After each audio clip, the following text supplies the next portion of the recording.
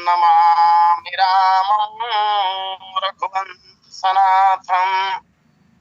यत्र यत्र रघुनाथ कीर्तनं तत्र तत्र कृतमस्तकाञ्जलिं। बाष्पवारि परिपूर्णलोचनं मारुतिं नमत राक्षसान्तकम्। जरामरण दुख रहित तनु समरजिते जनिको। एक छत्र रिपुहीन मही राज कल्प सत हो। सियावर रामचंद्र की जय। आदरणीय महानुभाव, राजा प्रताप भानु की कथा गतिमान है। नाम तो प्रताप भानु है, और ये राजा महाराजा प्रताप भानु कैसे राजा थे, इस पर बहुत सम्यक रूपेण चर्चा हो चुकी है। प्रताप भानु कपटी मुनि से जो बात कह रहे हैं, जैसा कि इस दोहे के माध्यम से गोस्वामी जी महाराज कहते हैं, जरा मरण दुख रहित तनु समर जिते जनिको। वृद्धावस्था न आए और मृत्यु भी न हो, ये कैसे संभव हो सकता है? इतना बड़ा धर्मात्मा राजा होने के बाद भी इस तरह की महत्वाकांक्षा, अच्छा इस तरह के वरदान शास्त्रों में, ग्रंथों में अनेक लोगों ने भगवान से मांगा है। रावण भी तो मांग चुका है। इसके पूर्व भी कुछ पात्र ऐसे हुए हैं जो अमर होने का प्रयास करते हैं, जो शास्त्र विरुद्ध है। और तो और जिन लोगों ने इस दिशा में कदम आगे बढ़ाए और अमर होने का प्रयास किया, उन्हें अंततः मरना ही पड़ा। एक कथा आती है इस संदर्भ में। कृष्ण द्वैपायन वेदव्यास जी के नाना जी जो निषाद राज थे, उनको ज्ञात था कि मेरा दौहित्र माने वेदव्यास जी भगवान विष्णु के अवतार हैं। अस्तु एक दिन उन्होंने वेदव्यास जी से कहा कि तुम विष्णु के अवतार हो और मुझे मृत्यु से डर लगता है। मृत्यु से डर तो सबको लगता है। हाँ, जो अत्यंत विचारवान लोग हैं, भगवान के प्यारे भक्त हैं, वो मृत्यु को महोत्सव मानते हैं, लेकिन ऐसे उदाहरण बिरले। तो वेदव्यास जी से उनके नाना ने कहा, मुझे मृत्यु से बहुत डर लगता है, ऐसा कुछ करो कि मेरी मृत्यु न हो। और तब वेदव्यास जी महाराज ने बहुत अच्छे ढंग से समझाया। बोले, नाना जी, ये मृत्यु लोक है और मृत्यु लोक में जिसका जन्म हुआ है उसकी मृत्यु भी निश्चित है, मरना ही पड़ेगा। लेकिन नहीं माने, और जब नहीं माने तो अपने नाना जी को साथ में लेकर वेदव्यास जी भगवान ब्रह्मा के पास गए। ब्रह्मा जी को प्रणाम करके निवेदन किया कि महाराज ये हमारे नाना जी हैं, मृत्यु से इन्हें डर लगती है, कोई उपाय कीजिए। ब्रह्मा जी ने कहा कि हमने तो आयु निर्धारित कर दी है और आयु निर्धारित करके रिकॉर्ड भेज दिया है भगवान शंकर को। फिर ब्रह्मा जी को साथ में लेकर शिव जी के पास गए। शिव जी ने यमराज के पास भेज दिया। फिर सब लोग राज के पास आए और कहा जाता है जैसे ही उसका रिकॉर्ड देखा गया, नाम मिला, उंगली रखी, देखते ही देखते निषाद राज मर गए वहीं। कदाचित अगर न गए होते, ये उपक्रम नहीं किए होते, तो कुछ दिन और अवश्य थे। अति महत्वाकांक्षा के चलते प्रताप भानु इतना बड़ा धर्मात्मा राजा होते हुए भी शास्त्रों के विरुद्ध आचरण करते हुए दिखाई दे रहे हैं, उसकी कामना शास्त्रोचित नहीं है। एक बात राजा प्रताप भानु को सोचना चाहिए था।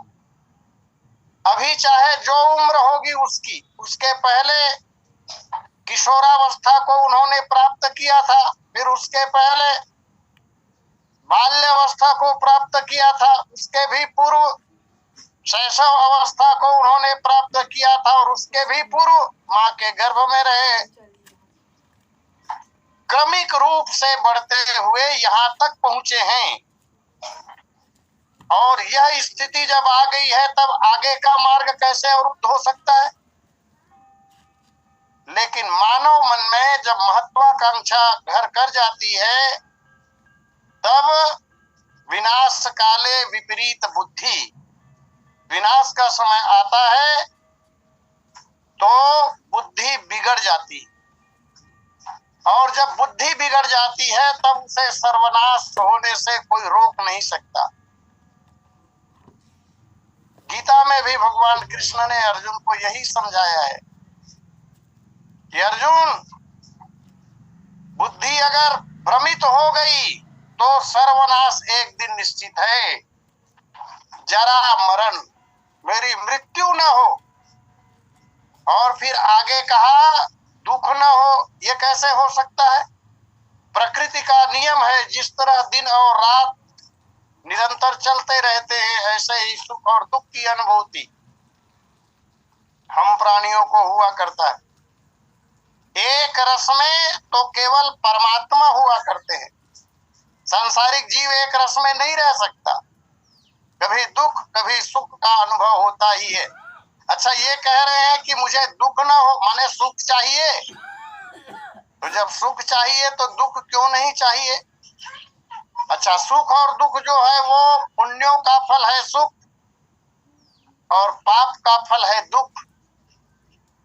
जीवन में जब दुख आते हैं तो उसे झेलना तो पड़ेगा ही, सहन तो करना पड़ेगा ही हर जीव को। और सहन करने के दो मार्ग हो सकते हैं। प्रथम मार्ग तो यह है कि उसे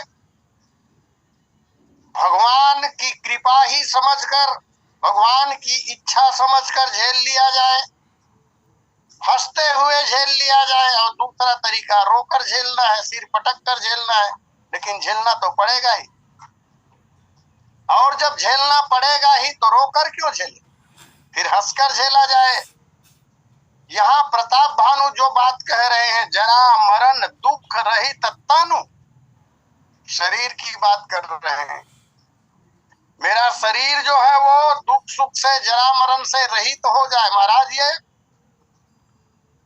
मरण धर्म है शरीर, शरीर का नाम ही है मरण धर्म। और इस मरण धर्म शरीर को अमर करने का प्रयास जिसने भी किया उसका पतन ही हुआ। जैसा कि औरों की बात छोड़ दिया जाए, भगवान की बात की जाए। भगवान राम के पूर्वज दो ऐसे राजा हुए जिन्हें इंद्र बनने का सौभाग्य प्राप्त हुआ, लेकिन उन कथाओं को अगर देखा जाए तो अंत में पतन ही हुआ, क्योंकि इसी शरीर से कोई स्वर्ग जा नहीं सकता, और वे स्वर्ग जाने का प्रयास करते हैं। यद्यपि शास्त्रों में इसका विधान है, जाया जा सकता है, लेकिन शास्त्रोचित नहीं है किया, इसलिए पतन हुआ। और यही संकेत राजा प्रताप भानु के लिए भी, समर जितय जन को कह रहे हैं कि मुझे युद्ध के मैदान में कोई भी परास्त न कर सके। ये कैसे संभव हो सकता है?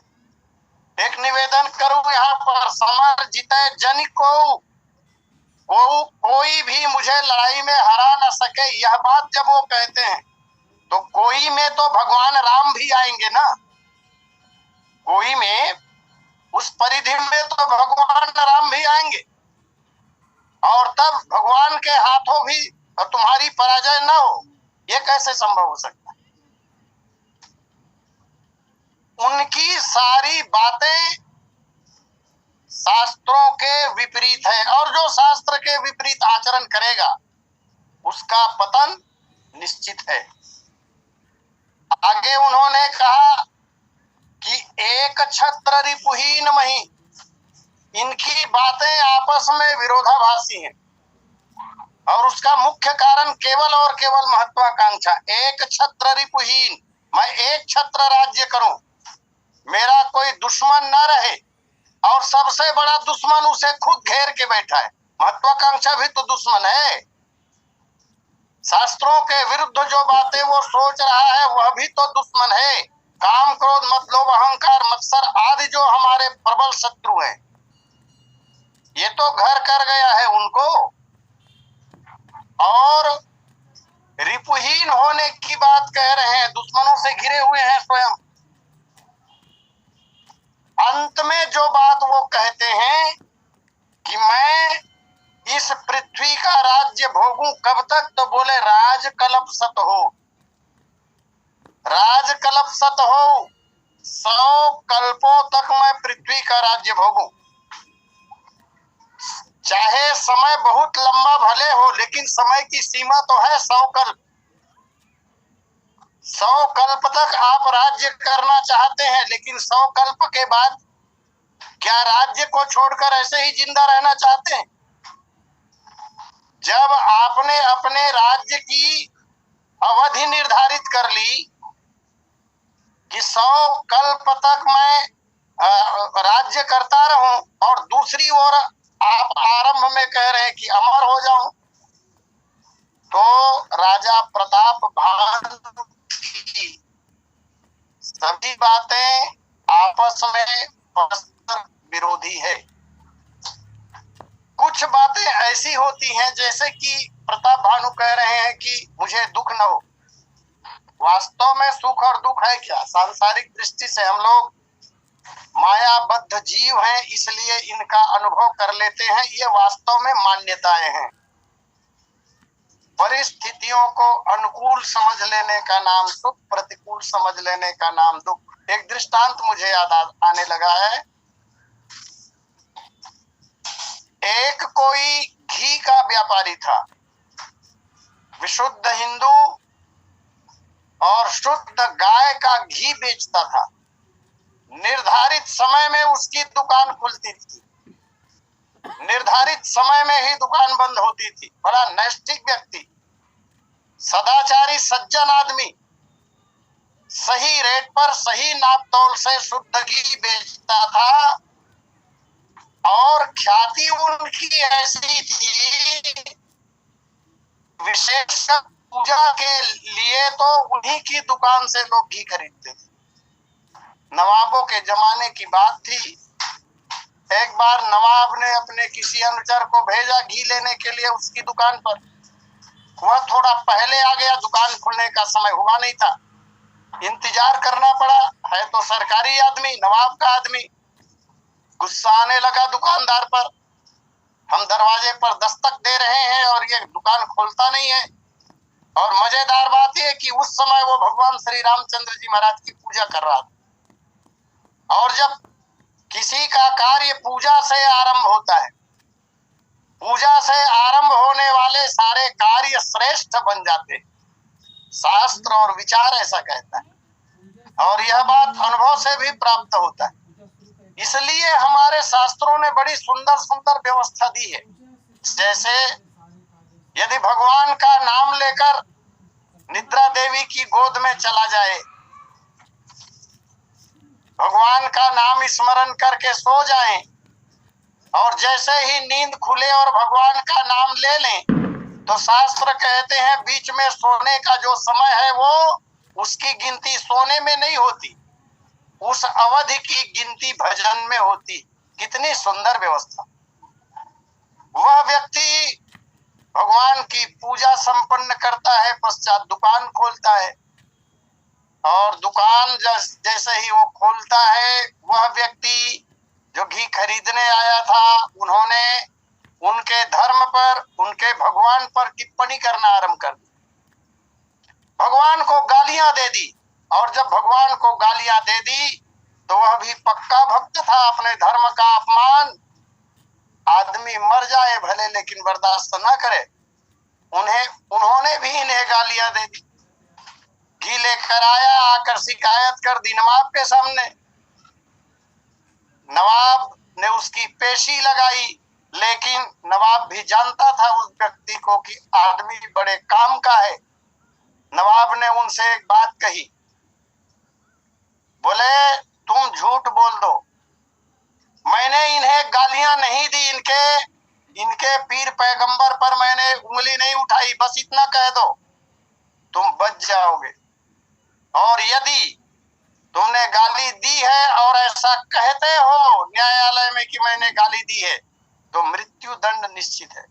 उस व्यक्ति ने कहा मर जाऊंगा भले, मर जाऊंगा भले। अरे 20 साल बाद भी तो मरना ही है, अपने धर्म की रक्षा के लिए 20 साल पहले मर जाऊंगा, चिंता की बात नहीं। और हुआ भी यही, उसे मृत्यु दंड की सजा दी गई। और उन दिनों में मृत्यु दंड बड़ा भयानक हुआ करता था। चौराहे होते थे जहां 4 मार्ग एक जगह मिलते थे, वहां एक बड़ा सा पेड़ होता था। उस पेड़ के ऊपर मृत्यु दंड प्राप्त व्यक्ति को, अपराधी नहीं कहूंगा क्योंकि इसने अपराध नहीं किया है, हाँ अन्य लोग जो लटके थे वो अपराधी रहे होंगे, उल्टा लटका दिया जाता था। और बहुत सारे पत्थर के बोल्डर वहां ला करके डाल दिए जाते थे। और राजाज्ञा होती थी कि जो भी उस मार्ग से जाएगा वो एक पत्थर उठाकर उसे मारेगा। सवेरे उसे उल्टा लटकाया गया, और जो भी व्यक्ति उस मार्ग से आ या जा रहा है वो एक पत्थर राजाज्ञा के अनुसार उठाकर उसको मारता है। शरीर छलनी हो गया, शरीर से रक्त की धाराएं बहने लगी, तिल मात्र भी शरीर साबुत नहीं बचा। संध्या काल होने को है। उसका एक मित्र था, परम मित्र, जिसे नहीं मालूम कि इसे मृत्यु दंड की सजा हुई है, अकस्मात सी मार्ग से गुजरा, पेड़ के पास आया, राजाज्ञा पढ़ी, ऊपर की ओर देखा, मित्र उल्टा लटका हुआ है और हंस रहा है। वह व्यक्ति हंस रहा था, इनसे रहा नहीं गया, मित्र से निकाली तलवार, बोले घुट घुट कर क्यों मर रहे हो, घुट घुट कर तुम्हारा मरना मुझसे देखा नहीं जाता, मैं एक बार में तुम्हारा सिर धड़ से अलग कर दूंगा ताकि तुम्हें दुख पाना न पड़े। जैसे ही तलवार निकाली गर्दन काटने के लिए, हंसते हुए उस व्यक्ति ने कहा, बोले मित्र क्या कर रहे हो तुम, मुझे मारो मत। इसने कहा तुम्हारा दुख मुझसे देखा नहीं जाता। उसने कहा दुख तो शरीर का धर्म है, मेरा धर्म दुख नहीं है। मैं अजर अमर अविनाशी आत्मा हूं। मरण धर्मा शरीर को भले दुख हो रहा होगा, लेकिन इसकी अनुभूति मुझे बिल्कुल भी नहीं। ऐसे लोग भी यहाँ हुए हैं। तो दुख और सुख वास्तव में मान्यताएं हैं और अनुभव से भी पता चलता है। एक वस्तु की प्राप्ति में एक व्यक्ति प्रसन्नता का अनुभव कर सकता है और उसी वस्तु की प्राप्ति में दूसरा व्यक्ति दुख का अनुभव कर सकता है। एक स्वस्थ व्यक्ति के लिए एक गिलास बढ़िया लस्सी सुखदायक हो सकता है और वही गिलास लस्सी धमाके व्यक्ति के लिए जानलेवा हो सकता है। तो वस्तु तो वही है, वस्तु तो वही है, लेकिन सवाल है आवश्यकता का, सवाल है विचार का, सवाल है जरूरत की। इस तरह यहाँ पर राजा प्रताप भानु की जितनी भी बातें हैं उसमें से एक भी बात शास्त्र सम्मत नहीं है। 100 कल्प तक राज्य करने की बात करते हैं, 100 कल्प तक किसने राज्य किया है? अभी तक तो हमें ऐसी कोई कथा नहीं मिली कि कोई राजा 100 कल्पों तक राज्य किया हो। और कर भी नहीं सकता कोई, इसलिए नहीं कर सकता क्योंकि एक कल्प की जो अवधि होती है वही बहुत लंबी होती है महाराज। 4 अरब 29 करोड़ 40 लाख 80 हजार साल एक कल्प में होते हैं। और जैसे ही कल्पांत होता है, कल्प समाप्त होता है, ब्रह्मा जी की संध्या आ जाती, और जैसे ही ब्रह्मा जी की संध्या आती है, संसार महाप्रलय में डूब जाता है। और जब संसार में प्रलय आ जाता है तो भगवान और शेष, उनका नाम ही शेष है, इनको छोड़कर और कोई बचते ही नहीं है। इसलिए हम लोग कथाओं में भी ऐसा पढ़ते हैं, भगवान ने भी कहा विभीषण से कि एक कल्प तक राज्य करो, एक कल्प तक राज्य, क्योंकि एक कल्प से ज्यादा कोई जीवित रह ही नहीं सकता है। और ये महाराज 100 कल्प तक राज्य करने की बात करते हैं, तो क्या इनके लिए शास्त्र बदले जाएंगे? तो राजा प्रताप भानु इतना अच्छा धर्मात्मा राजा होते हुए जथा नाम तथा गुण तो रहा है पहले उनका। प्रताप ऐसा कि भानु अर्थात सूर्य के समान, जैसे सूर्य की महिमा गरिमा है, जैसे सूर्य पूज्य है, इसी तरह। अच्छा, सूर्य में एक बात और, बहुत सी विशेषताएं सब लोग जानते हैं। भगवान सूर्य अच्छे और बुरे तमाम प्रकार के रसों का आस्वादन करते हैं। वस्तु चाहे अच्छी हो या बुरी हो, सबको सुखा लेते हैं, सबके रस को ले लेते हैं। लेकिन इतना होते हुए भी कोई सूर्य के ऊपर दोषारोपण नहीं करता। जैसे गंगा जी में अन्य नदी नालों का दूषित जल भी आ जाए तो गंगा जल हो जाता है, उन पर कोई दोष लगता नहीं है। ऐसा जीवन जिस व्यक्ति का था, होना तो यह चाहिए कि प्रगति की ओर बढ़ना चाहिए, इनको देवता बन जाना चाहिए था। इनके जीवन में जो सत्कर्म दिखाई देते हैं, जो उत्तम लक्षण इनके जीवन में दिखाई देते हैं, उन लक्षणों के आधार पर आगे की जिंदगी तो देवता बनने की ओर होना था। हमारे यहाँ बहुत से लोग तो इंद्र बने हैं ना, दैत्यराज बलि। अभी जो इंद्र है, इनके बाद में जो इंद्र बनेंगे वो दैत्यराज बलि ही बनेंगे। तो जब राक्षस लोग हमारे यहाँ इंद्र बन सकते हैं, तो इतने शुभ लक्षणों से परिपूरित होने के बाद महाराज प्रताप भानु भी